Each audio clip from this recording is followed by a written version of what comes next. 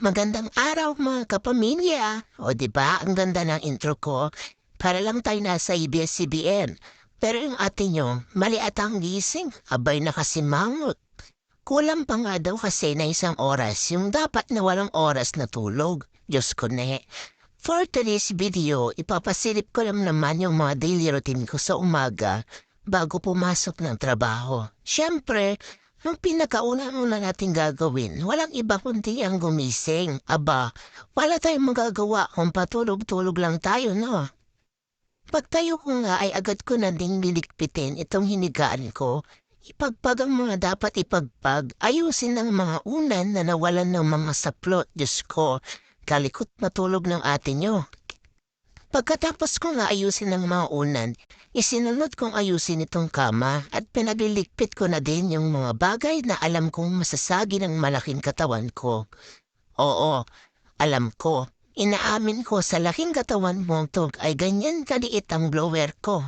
Ay pero wag natin tong ini-small kasi mas malakas pang hangin yan kaysa sa hangin nila. Charot.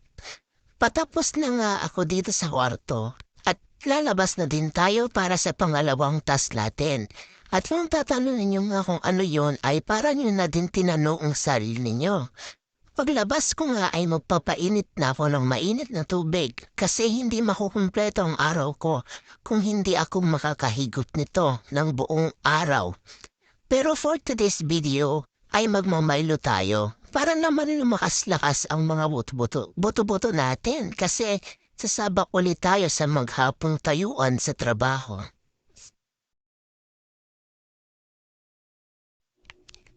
Habang nagtitimpla nga ako nitong Milo, alam niyo, naalala ko tuloy no, bata pa ako, nagtitinda ako ng halo-halo sa harap ng bahay. Ayan, parang feeling mo nagre-rekada ako ng halo-halo, o diba? With patching asukal pa ang atin nyo. Ayan, nagutos nga ako para kung ninyong Milo sa loob. Pero ang ending, utos ko, gawa ko. O diba, ang saya. Pumasok na ako sa loob at kukunin ko na yung inutos kong Milo. O diba, ang saya ng buhay. Kaya minsan, huwag na tayo magutos kasi alam na yung ending, no? Huwag na akong gayahin. Ayan, maglalagyan na tayo ng Milo. O, pagkatapos ko nga maglagay, ibabalik ko na din. Siyempre, pag inutos ko, gagawin ko na naman. Yan. Pagkatapos ko nga sa pangtulak, kailangan din natin ng pambara. O, diba? Nakalipot tayo ng pansit. Yan. Pupuha tayo ng pinggan para paglalagyan ng kakainin natin. Kasi ipapainit natin yan. Alam nga naman, kakainin yan. Hindi natin malamig o.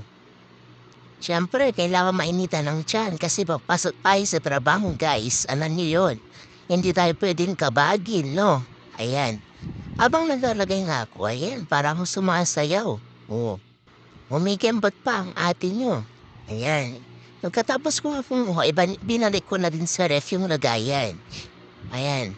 Ayan. Ah, diba? See, naglagay na sa kawali ang ate nyo. Ayan, papainit na niya.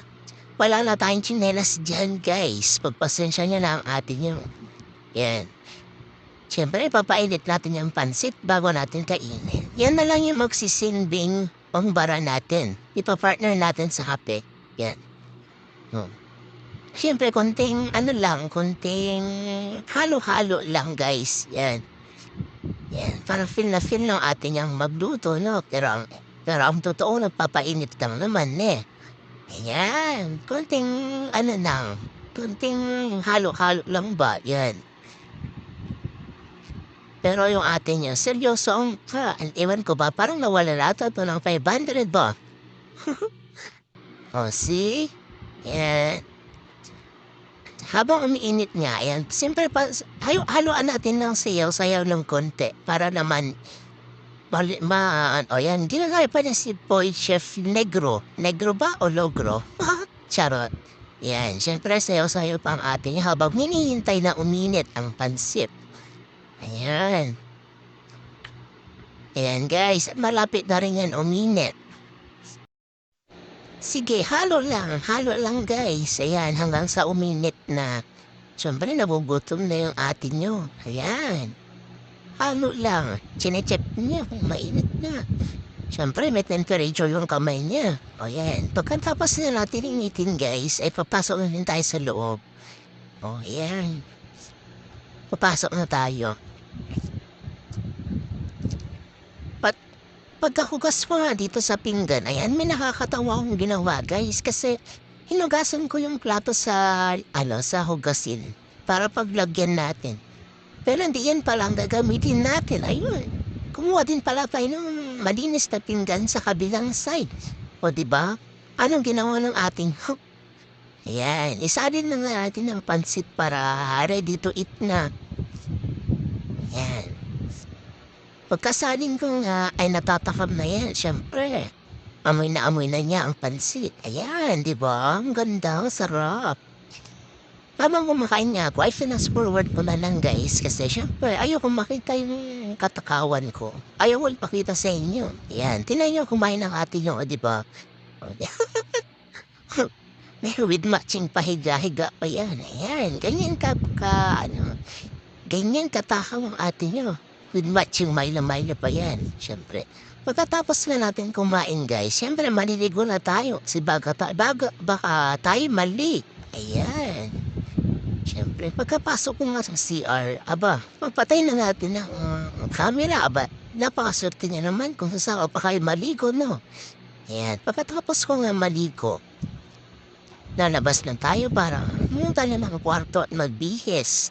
Kasi siyempre yung oras, baka balik tayo guys, delikado. Ayan. Pagkalabas ko nga ng CR, dire-diretso na din ako sa kwarto yan para magbihis. Ayan. Pagkapasok mo nga sa kwarto, ay Siyempre, papatayin natin ulit ang camera. Yan. Tiyaran! O, diba? Yan na yung final look ng ate nyo. Yan nga pala yung uniform namin sa bagong trabaho ngayon, guys. Yan. Diba, madam na madam? Hindi ka na mukhang karne. Charot. Yan. Kinuha ko nga yung bag ko at magagamitin pang sa mukha. Siyempre, mag-aayos tayo. Ayan. Paglabas ko nga ay, siyempre sinunod ko munang ayusin yung mga baon guys. Yan. Habang nililigpit ko nga yung mga baon namin, para lang, naalala ko tuloy ng bata pa kami. Pagbabaonan namin ng kanin ulam yung mga mabulaw namin sa bukid. Ganyan. Kaya feeling ko para na ako magtatrabaho sa bukid guys. Kung pwede lang ibalik yung dati noon, mga bata pa kami, saya-sayang buhay. Siyempre, walang stress. Mga bata pa tayo. Yan. Babalutin na nga natin ito. Guys, itong babaunin namin. Yan, lagay dito, lagay doon, ayan. Siyempre, kailangan organize. Yan. Pagkabalot ko nga, ilalagay ko na nandun dito sa may paper bag. Di ba, nakasusi-squeeze ba yan, social? Pero yung laman, di ba? Hindi ko na lang sasabihin, guys. Basta yun na yun. Ayan, siyempre nakaready na ang ate nyo. Yan ang final look ng kanyang mukha. O diba, ang ganda ng ate nyo. Siyempre. Ayan, siyempre supply dito, supply doon, diba? Ayan. At papasok na rin tayo niyan guys. Siyempre, anong oras niya? Makamalit ang ate nyo. Baka masira ang record bar. Charot. Yan, siyempre. Supply lang dito. Ayan. Konting ayos lang ng buhok. Ayan. Diba? Feeling sexy ng ate nyo, pero ang totoong chubby. Ayan. Final look. O, diba? Sino kayo dyan? Ayan. Thank you sa panonood, guys. Ayan.